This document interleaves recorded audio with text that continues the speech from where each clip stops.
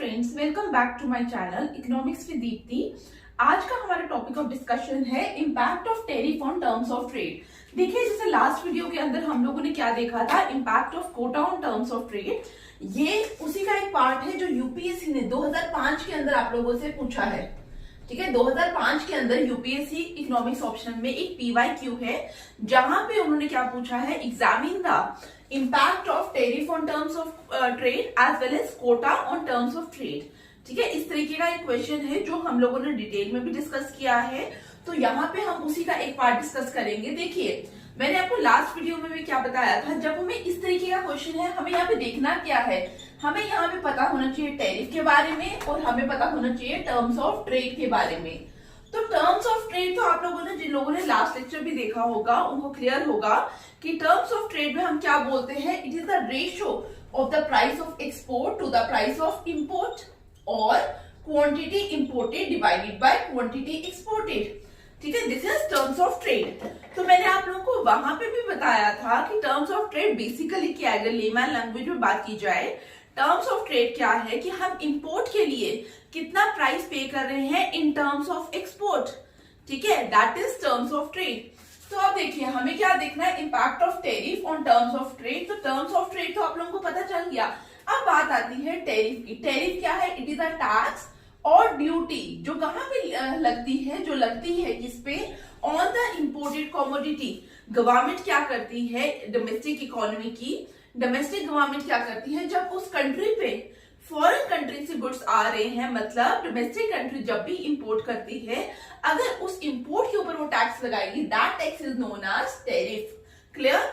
अब हमने बात करनी है impact of tariff on terms of trade. जैसे हमने लास्ट क्लास के अंदर ऑफर कर्व टेक्निक को यूज किया था, यहां पे भी हम वैसे ही करेंगे। लेट्स सी।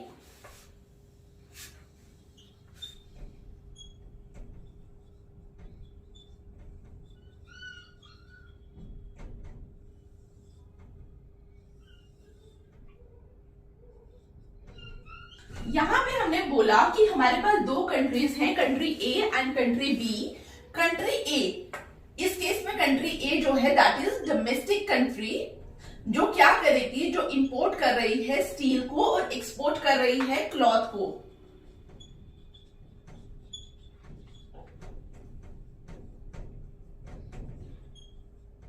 ठीक है, इंपोर्ट उसके लिए क्या है, इंपोर्ट है उसके लिए स्टील, एंड क्लॉथ क्या है, एक्सपोर्ट है। तो ए एंड बी क्या कर रहे हैं, आपस में ट्रेड कर रहे हैं। अभी जब हम फ्री ट्रेड की बात कर रहे हैं, मतलब कोई भी रिस्ट्रिक्शन नहीं है, ना ही टैरिफ की बात हो रही है यहाँ पे, ना ही कोटा है, ना ही कोई और रिस्ट्रिक्शन जो है कंट्री ए अपने ट्रेड के टाइम इंपोज कर रही है। तो हम क्या बोल रहे हैं, ए एंड बी जो कंट्रीज हैं वो ट्रेड कर रही हैं, और किस तरीके से ट्रेड कर रही है, अंडर फ्री ट्रेड। जब वो फ्री ट्रेड के टाइम ट्रेड कर रही हैं, एट दैट टाइम उनके जो टर्म्स ऑफ ट्रेड है वो किस लाइन से रिप्रेजेंट हो रहे हैं, O T not. For example, O T not जो लाइन है वो हमारे क्या रिप्रेजेंट कर रही है, it represents the terms of trade between country A and country B under free trade condition. But question में आप लोगों से क्या पूछा कि टैरिफ लग रहा है जब, उसका इम्पैक्ट क्या होगा इस लाइन पे। ठीक है, तो हमें क्या देखना है, हमें इस टैरिफ का इम्पैक्ट देखना है किस पे, ओ टी नॉट लाइन पे। देखिए, हमारे पास दो चीजें हो सकती है, या क्या हो सकता है, या जो कंट्री ए की ऑफर कर्व है वो कहां पे मूव कर सकती है, या वो आगे की तरफ मूव कर सकती है, या वो इस साइड मूव कर सकती है। हमारे पास दो ही चीजें हो सकती हैं। तो देखिए, जब वो यहां पे मूव करेगी, लेट्स से इसको हम नाम दे देते हैं OT1 और इसको नाम दे देते हैं सेकेंड वन को OT2। जब हम बात कर रहे हैं एट लाइन OT1, अब हमें क्या देखना है, हमें टर्म्स ऑफ ट्रेड देखना है, मतलब हमें price of export divided by price of import और quantity imported divided by quantity exported देखनी है। तो देखिए, सबसे पहले हम OT1 के लिए अगर बात करें, या बेस लाइन के लिए बात करते हैं, OT नॉट। अगर हम OT नॉट के लिए देखें तो उस समय फॉर एग्जाम्पल OS1 स्टील हमारी कंट्री में आ रहा है, दैट इज इंपोर्ट, और OC1 क्लॉथ क्या हो रहा है, हमारी कंट्री से बाहर जा रहा है। लेकिन जब हम कहां पे आ गए, यहां पे आ गए OT1, इस समय अगर देखिए OS2 स्टील हमारी कंट्री पे आ रहा है, बट हमारी कंट्री से बाहर जा रहा है। लेकिन अगर आप OT2 पॉइंट में देखें ध्यान से, तो यहां पे हमारी कंट्री पे स्टील कितना आ रहा है OS3, बट हमारी कंट्री से बाहर क्लॉथ कितना जा रहा है C3। तो देखिए अब हमें क्या करना है, हमें C2 को भी C1 से कंपेयर करना है, C3 को भी C1 से कंपेयर करना है, लाइकवाइज S1 S3 को कंपेयर करना है और S1 S2 को कंपेयर करना है। सबसे पहले हम बात करते हैं OT1 लाइन की। अगर आप यहां ध्यान से देखिए OT1 लाइन को जब हम ऑब्जर्व कर रहे हैं तो हमें क्या दिख रहा है, हमें यहाँ पे दिख रहा है जब हम OT1 पे अगर ट्रेड करें आफ्टर टैरिफ इम्पोजिशन, तो यहाँ पे क्या हो रहा है, यहाँ पे आपका जो ट्रेड है, ठीक है, उसके बाद आपकी कंट्री के अंदर स्टील क्या आ रहा है, कम आ रहा है। बट हमें स्टील तो हमारी कंट्री पे कम आ रहा है, but as compare to steel हम क्लॉथ क्या कर रहे हैं, हम क्लॉथ बहुत ज्यादा कम बेच रहे हैं। अगर हमारी कंट्री में for example 10 units of steel कम आ रहे हैं, पहले आ रहे थे 50, अब आ रहे हैं 40, लेकिन एज कंपेयर टू क्लॉथ अगर पहले आ रहा था 100, अब आना हमारी कंट्री से बाहर क्लॉथ जा रहा था 100 यूनिट्स, लेकिन अब आफ्टर टैरिफ अगर वही क्लॉथ 40 यूनिट्स चला जाए, तो इसका मतलब अगर हमारी कंट्री पे 10 यूनिट स्टील कम आ रहा है, बट हमारी कंट्री से बाहर 60 यूनिट्स क्लॉथ कम जा रहा है, तो इसका मतलब हमारे लिए ये जो टर्म्स ऑफ ट्रेड है वो वर्सन नहीं हुए as compare to the previous situation. अब जो टर्म्स ऑफ ट्रेड है वो हमारे लिए क्या है, इंप्रूव है। जैसे आप यहाँ पे देख भी सकते हैं, मैंने क्या बोला, steel under free trade steel कितना आ रहा है हमारी कंट्री पे, लेट्स से 50, क्लॉथ कितना आ रहा था अंडर फ्री ट्रेड 100, तो quantity imported that is steel divided by cloth, it comes to be 1/2, ठीक है, 50%। पहले टर्म्स ऑफ ट्रेड 50% थे अंडर फ्री ट्रेड, बट जब हम T1 पे बात कर रहे हैं, मैंने बोला स्टील कितना हो गया 50 to 40 डिवाइडेड बाय, अगर हम क्लॉथ की बात करें, पहले क्लॉथ 100 आ रहा था, अब क्लॉथ हमारी कंट्री से 100 बाहर जा रहा था, अब वही क्लॉथ कितना बाहर जा रहा है 40, तो आपको क्या दिखा 40/40, इसका मतलब टर्म्स ऑफ ट्रेड क्या आ गया 100%। तो हमें क्या देखने को मिला, टर्म्स ऑफ ट्रेड 50 to 100% हुए। तो हमने क्या बोला कि T1 पे हमारे टर्म्स ऑफ ट्रेड क्या हो गए, हमारे टर्म्स ऑफ ट्रेड इंप्रूव हुए। लेकिन अगर हम T2 पे बात करें, तो T2 पे अगर आप देखिए तो स्टील S1 से S3 बिल्कुल मिनिमल इंक्रीज है, ठीक है। फॉर एग्जाम्पल पहले 50 था, अब हम बोलते हैं इट इज 52, बट यहाँ पे अगर आप देखिए C1 to C3 हमारी कंट्री से बहुत ज्यादा क्लॉथ बाहर जा रहा है। पहले अगर 100 था, अब हम बोल रहे हैं कि 150 आपकी हमारी कंट्री से बाहर जा रहा है क्लॉथ। तो आपको क्या दिखा, हमारी कंट्री पे कितना आया 52 डिवाइडेड बाय 150, ठीक है। तो कहीं ना कहीं ये कितना आ गया 23% 24% के अराउंड आया। तो 50% से 23% क्या है, लेस है, इसलिए हमने क्या बोला, टर्म्स ऑफ ट्रेड यहाँ पे क्या हुए, डिटेरियोरेट हुए। और पहली कंडीशन पे हमारे क्या था, यहाँ पे टर्म्स ऑफ ट्रेड हमें इंप्रूव दिखे। तो T1 पे आप लोगों को क्या पता चला कि टर्म्स ऑफ ट्रेड इंप्रूव हुए। लेकिन जब हम T2 की बात करेंगे, हमने क्या बोला, टर्म्स ऑफ ट्रेड यहाँ पे क्या हो गए, वर्सन हो गए। क्लियर। तो अब आपको दो चीजें पता चली यहाँ पे, नंबर 1 कि टर्म्स ऑफ ट्रेड आपके इंप्रूव भी हो सकते हैं और टर्म्स ऑफ ट्रेड हमारे क्या हो सकते हैं, वर्सन हो सकते हैं। अब यहाँ पे जब आपको एग्जाम में लिखना है, आपको ये तो पता चल गया कि टैरिफ की वजह से दो तरीके से इंपैक्ट क्रिएट हो सकता है on the terms of trade. Number 1, it can improve और इट कैन वर्सन। बट हम एग्जाम में किस तरीके से लिखेंगे, देखिए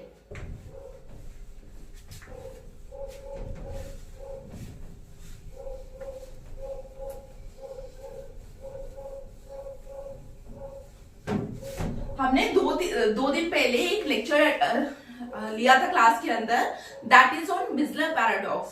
तो वहां पे मैंने आप लोगों को ये चीज समझाई है। देखिए मैंने क्या बोला थोड़ी देर पहले कि terms of trade can improve और terms of trade can worsen. अब स्टॉल्पर-सैमुअल्सन ने क्या बोला, स्टॉल्पर-सैमुअल्सन बोलती है कि जब टैरिफ लगेगा, टैरिफ लगने के बाद क्या होगा, आपका जो relatively scarce factor of production है उसको क्या होगा, बेनिफिट होगा।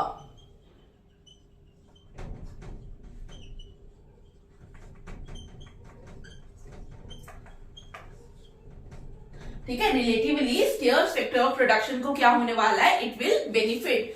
तो अगर आप लोगों को हेक्सचर-ओलिन याद होगा, हेक्सचर-ओलिन क्या बोलता है, हेक्सचर-ओलिन बोलता है कि जो आपका relatively scarce factor of production है वो हमारा कहां पे यूज होता है, वो हमारा यूज होता है उस कमोडिटी में जो हम क्या कर रहे हैं, इंपोर्ट कर रहे हैं।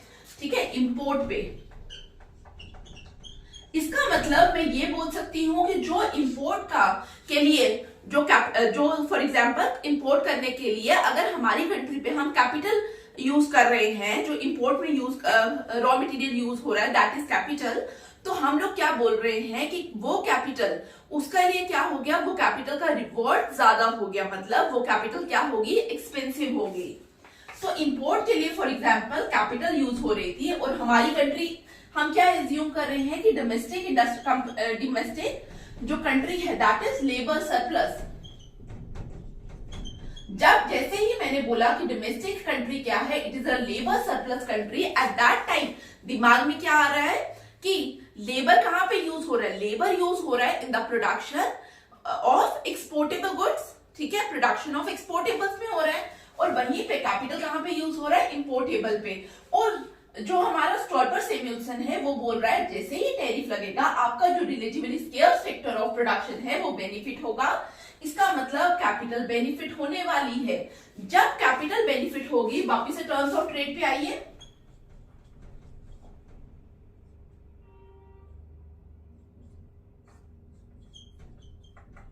कैपिटल बेनिफिट होगी, इसका मतलब क्या है, आपका जो इंपोर्टेबल का प्राइस है, क्योंकि जब रॉ मटेरियल की कॉस्ट बढ़ गई तो अल्टीमेटली क्या होगा, प्राइस ऑफ दैट कमोडिटी भी इंक्रीज होगा। तो हम यहां से ये बोल सकते हैं आपका प्राइस ऑफ इंपोर्टेबल इंक्रीज किया। अब टर्म्स ऑफ ट्रेड में हम बोल रहे हैं price of X divided by price of M, but हम बोल रहे हैं कि आपका डिनोमिनेटर इंक्रीज कर रहा है। जब आपका डिनोमिनेटर इंक्रीज करेगा तो ये वैल्यू क्या होने वाली है, ये वैल्यू कहीं ना कहीं फॉल करेगी। तो स्टॉल्पर-सैमुअल्सन ने यही कहा कि अल्टीमेटली जो आपका price of X divided by price of M है that is terms of trade, इसकी वैल्यू क्या करेगी, इसकी वैल्यू कम होगी। और हम लोग क्या बोलेंगे, हम लोग बोलेंगे कि आपके जो टर्म्स ऑफ ट्रेड है वो क्या होंगे, वो डिटेरियोरेट होंगे। ठीक है, यहां पे आप लोगों को समझ आया कि according to Stolper Samuelson terms of trade deteriorate होते हैं। क्यों डिटेरियोरेट होते हैं, बिकॉज जब भी आपका टैरिफ लगेगा relatively scarce factor of production benefit होगा और वो जो फैक्टर है वो कहां पे यूज हो रहा था, आपके इंपोर्टेबल्स की प्रोडक्शन पे यूज हो रहा था। और जैसे ही प्राइस ऑफ इंपोर्टेबल बढ़ेगा, इसका मतलब P x divided by P F में डिनोमिनेटर की वैल्यू इंक्रीज कर रही है। जब डिनोमिनेटर की वैल्यू इंक्रीज करेगी तो हम क्या बोलेंगे, ये एंटायर रेशियो जो है टर्म्स ऑफ ट्रेड की रेशियो जो है वो क्या करेगी, इट विल फॉल। तो अकॉर्डिंग टू स्टॉल्पर-सैमुअल्सन आपको क्या पता चला कि जो आपके टर्म्स ऑफ ट्रेड है वो क्या होते हैं, इट विल फॉल।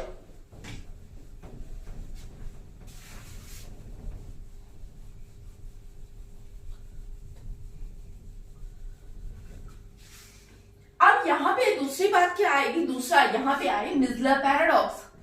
मिज़लर ने अपना एक थियरी दी। उन्होंने बोला कि जैसे स्टॉल्पर-सैमुअल्सन ने बोला कि आफ्टर टैरिफ जो आपके टर्म्स ऑफ ट्रेड है वो डिटेरियोरेट होते हैं, उन्होंने कहा ये हमेशा नहीं होता। मिज़लर ने आके बोला कि टर्म्स ऑफ ट्रेड क्या होते हैं, इट विल इंप्रूव। मिज़लर ने बोला कि टर्म्स ऑफ ट्रेड आपके क्या होंगे, इंप्रूव होंगे। उन्होंने बोला कि टर्म्स ऑफ ट्रेड जो हैं वो सिर्फ एक ही कंडीशन पे डिटेरियोरेट होते हैं, ओनली इफ, इन्होंने बोला सिर्फ एक ही कंडीशन पे जो है डिटेरियोरेट हो रहे हैं, अगर आपका क्या हो, डोमेस्टिक इकोनॉमी में प्रोडक्शन ऑफ, जैसे प्राइस ऑफ एम इंक्रीज करेगा इसकी वजह से प्रोडक्शन तो ठीक है, मान लिया प्रोडक्शन ऑफ इंपोर्टेबल इंक्रीज होगी इन द डोमेस्टिक इकोनॉमी, लेकिन इसके साथ एक और कंडीशन होनी चाहिए। उन्होंने कहा ये क्या होना चाहिए, प्रोडक्शन ऑफ इंपोर्टेबल तो बढ़ना चाहिए, बट इसके साथ एक और चीज होनी चाहिए, जो आपका प्राइस ऑफ एक्सपोर्टेबल है, ठीक है, जो आप कंट्री के अंदर प्रोड्यूस कर रहे थे एक्सपोर्ट के लिए, डोमेस्टिक मार्केट में भी आप कंज्यूम कर रहे हो, अगर उस कॉमोडिटी का price of x that is exportable जो था वो फॉल कर जाए, ओनली देन अकॉर्डिंग टू मिज़लर आपके टर्म्स ऑफ ट्रेड डिटेरियोरेट होते हैं, अदरवाइज टर्म्स ऑफ ट्रेड क्या होते हैं, इंप्रूव होते हैं। तो आप लोगों को क्या समझ आया कि जब भी हम effect of tariff on terms of trade देखते हैं तो क्या हो सकता है, टर्म्स ऑफ ट्रेड इंप्रूव भी हो सकते हैं, इट कैन वर्सन ऑफ भी हो सकता है। अब according to Stolper Samuelson terms of trade क्या होंगे, डिटेरियोरेट होंगे। उन्होंने बताया क्योंकि प्राइस ऑफ इंपोर्टेबल बढ़ता है उसकी वजह से टर्म्स ऑफ ट्रेड क्या हो रहे हैं, डिटेरियोरेट हो रहे हैं। और जैसे जब हमने मिर्जा पैराडॉक्स वाली क्लास की थी तो मैंने आपको बताया था कि जब प्राइस ऑफ इंपोर्टेबल बढ़ता है तो स्टॉल्पर सैमुअल्सन ने क्या बोला था वहां पे, प्राइस ऑफ इंपोर्टेबल तो बढ़ता है बट प्राइस ऑफ इंपोर्टेबल के बढ़ने की वजह से प्रोडक्शन ऑफ इंपोर्टेबल कमोडिटी इंक्रीज करती है बट प्रोडक्शन ऑफ एक्सपोर्टेबल वाली फॉल करती है। ठीक है, तो इस बेसिस पे स्टॉल्पर सैमुअल्सन ने बोला कि आपका जो टर्म्स ऑफ ट्रेड है वो क्या करता है, it will deteriorate. But micellar ने कहा कि प्रोडक्शन ऑफ एक्स जो है वो हमेशा फॉल नहीं करती और हमेशा फॉल नहीं करती, दैट्स व्हाई नॉर्मली क्या होता है आपकी टर्म्स ऑफ ट्रेड इंप्रूव करते हैं। बट उन्होंने कहा कि ये वाली जो सिचुएशन है ये सिर्फ तभी अराइज करेगी जब क्या होगा, प्रोडक्शन ऑफ एक्स फॉल करने के लिए price of X comparatively as compare to importable के प्राइस से प्राइस ऑफ एक्सपोर्टेबल क्या होगा, फॉल करेगा। At that time only producers को लगेगा कि हमारे लिए अब बहुत बेटर नहीं है कि हम क्या करें, हम एक्स कमोडिटी को प्रोड्यूस करें इन द इकोनॉमी। तो आप लोगों को आई होप ये समझ आया कि टर्म्स ऑफ ट्रेड इंप्रूव भी कर सकते हैं, वर्सन ऑफ भी कर सकते हैं। तो आप जब भी आंसर अटेम्प्ट करिए तो मिसलर पैराडॉक्स को भी मेंशन करिए और स्टॉल्पर सैमुअल्सन को भी मेंशन करिए। आई होप आज का लेक्चर आपको वैल्यूएबल लगा हो। अगर फिर भी आपको कोई डाउट्स है आप कमेंट बॉक्स पे मेंशन करिए, टेलीग्राम चैनल पे जुड़िए। Thanks for watching.